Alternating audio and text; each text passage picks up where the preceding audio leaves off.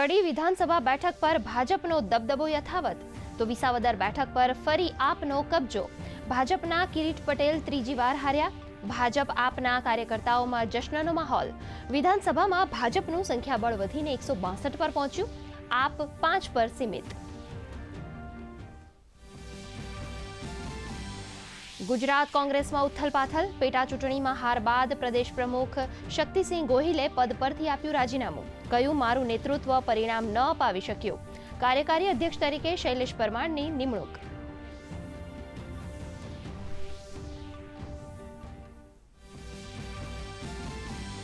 દક્ષિણ ગુજરાતમાં મેઘો ઓળઘોળ.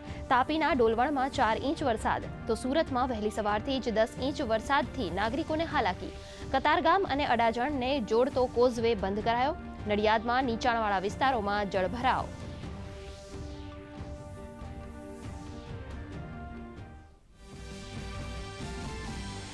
ઉપરવાસમાં સારા વરસાદને પરિણામે જામનગરનો રણજીત સાગર ડેમ ઓવરફ્લો.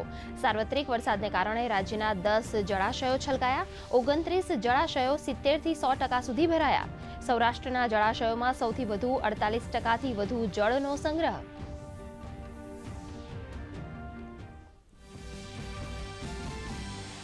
વરસાદની સ્થિતિને પગલે તકેદારીના ભાગરૂપે રાજ્યના વિવિધ સ્થળોએ એનડીઆરએફની 13 તો એસડીઆરએફની 20 ટીમ તૈનાત.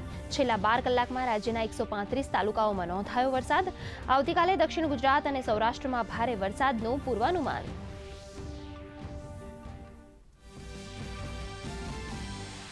જગન્નાથ પ્રભુની 148મી રથયાત્રાની તડામાર તૈયારીઓ સાથે પોલીસ બેડાનો ધમધમાટ. પોલીસ કમિશનર જીએસ મલિકે કર્યું રથયાત્રાના રૂટનું નિરીક્ષણ. 26 તારીખે ભગવાનના સોનાવેશમાં દર્શન. મુખ્યમંત્રી ભૂપેન્દ્ર પટેલ કરશે પહિંદ વિધિ.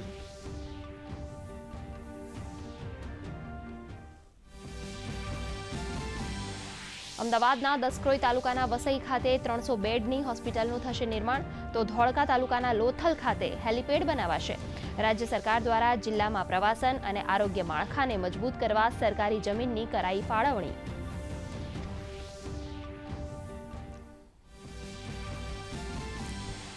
અમદાવાદ ક્રાઇમ બ્રાન્ચને મળી મોટી સફળતા. ગુજરાત સહિત 11 રાજ્યોમાં બોમ્બની ખોટી ધમકી આપનાર આરોપી પકડાઈ.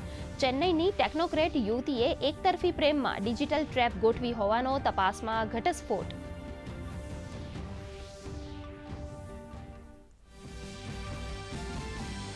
પ્રાથમિક શાળામાં ડ્રોપઆઉટ રેશિયો ઘટાડવા ગુજરાત સરકારનો નવતર અભિગમ.